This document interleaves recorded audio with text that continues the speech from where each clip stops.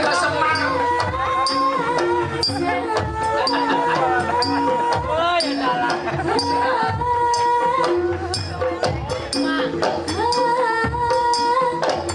Oh sugih akal.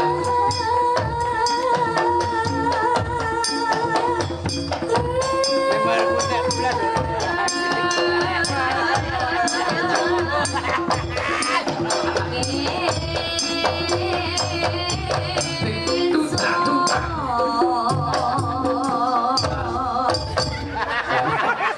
Kowe iki kok sugih akal, sing marahi sapa?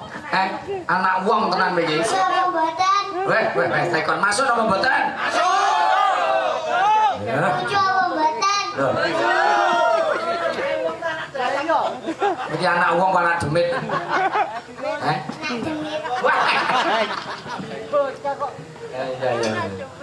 Ya. Dan tekon masuk apa mboten?